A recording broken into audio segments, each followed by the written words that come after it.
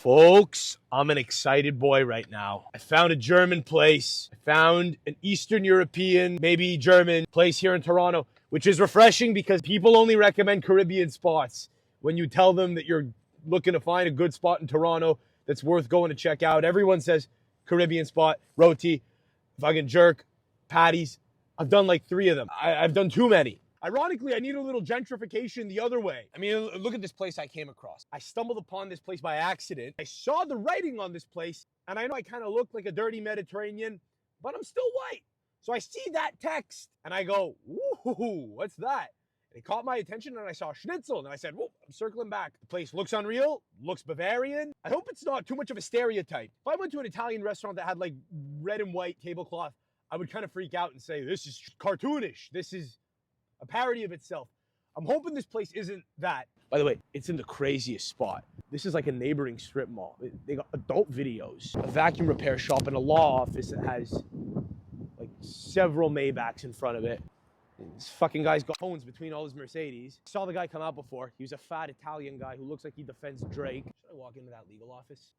Should I go into the adult film store? So I called the restaurant, gonna do a pork schnitzel sandwich to take out. I said I can come by whenever. They're like, it'll be ready in 10 minutes. I was like, oh, fucking great. And I asked, do you need a name? And before I could even get the words out, boop, hung up. German efficiency. German efficiency! I have a bunch of boxes of lingerie for sale. Maybe these guys will buy my lingerie.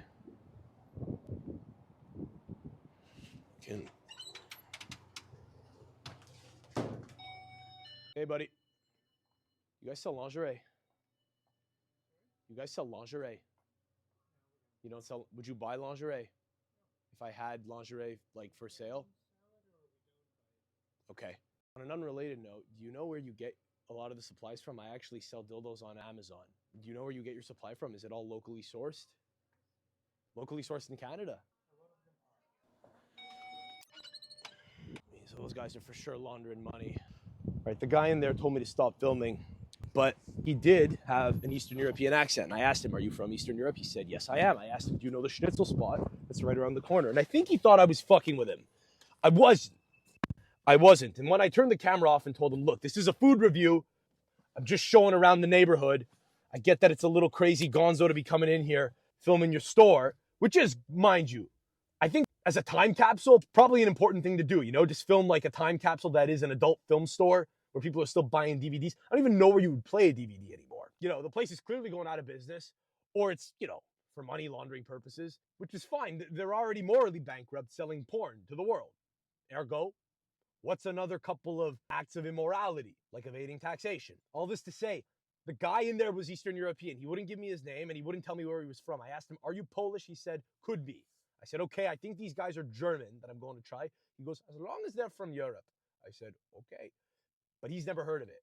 And he said, and this sounded a little dirty, now that I'm saying it out loud, I asked him, have you ever had the schnitzel at this schnitzel house mere minutes from here? He said, I've never heard of it. I make my own schnitzel at home.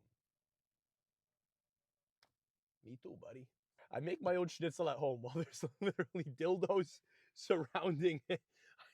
All right, let's try out the schnitzel. You know, collectively, I think we have a lot of PTSD about people caring a lot about the German culture and its preservation. But when I see a spot like this, with that writing and with that architecture and with this menu, I say, long live the fatherland. I see all those things and I say, you know what? Maybe we should preserve it to a limited degree. I mean, look at this place. It's calling out to me like a siren song.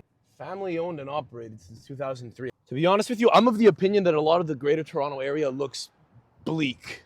Very gray, not a lot of color, not a lot of vegetation. That's somebody's house next to a gas station. God knows how much it's fucking worth. I would submit to you that a lot of the city's not that pretty. Yet we have this beautiful little pop of color. Bam! Time to go in and look like an absolute jerk off filming in a restaurant. Hi, how are you? Yes. How you doing? You all right? Cool if I film myself? It's on myself.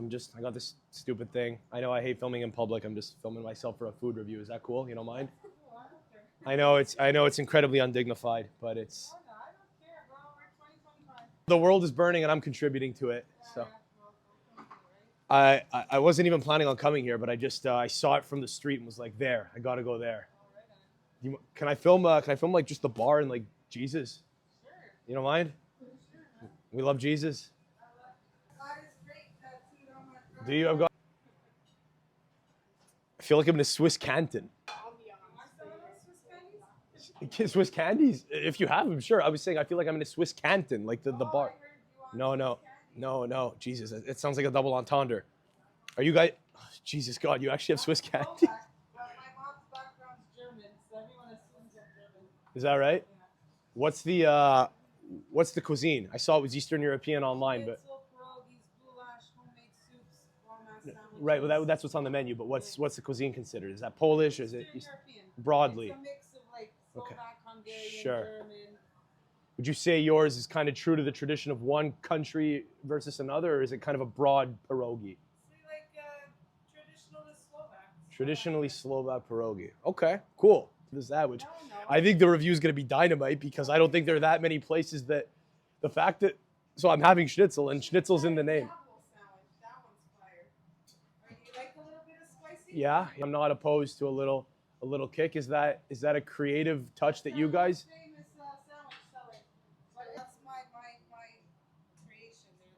So it's not. But it's not a recipe that's. But it's not a recipe that's been brought over. It's your own creative thing. Okay, cool. I take bribes. What's your name, dear? Okay, you're V, whose schnitzel house this is. Okay. Italy played Germany in a soccer game the other day, and I was making jokes about how it's a very important religious time of year because we're celebrating Easter and Germany's celebrating Ramadan. Oh yes, isn't that crazy? But we have Jesus up here, respecting old traditions. You know what's nuts is the videos coming out of Italy of those poor Italian young women saying they're getting attacked in the streets and fucking all kinds of shit. Which you're very, very kind of you. Thank you. Well, I'm not familiar with the videos that you're referring to. But all year. It used to be myself and my mother. I took over 10 years ago. I was here from the beginning with her, but I took over when she retired and kept it going. And then switched the menu a little with some of the Okay, nice. I look forward to trying it. Yeah, you're gonna love it. I mean, look at this thing. Tightly wrapped. Look at this thing. Dude, fucking bomb.com. I mean, the dill moistens everything up very nicely.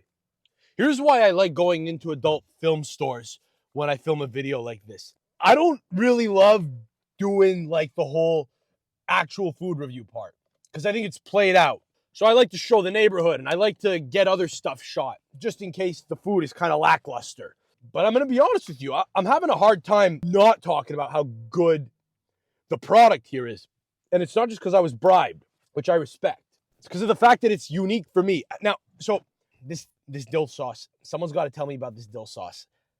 Is it typical of Eastern European cuisine?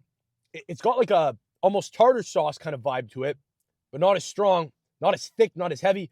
I can't believe how light this sandwich is.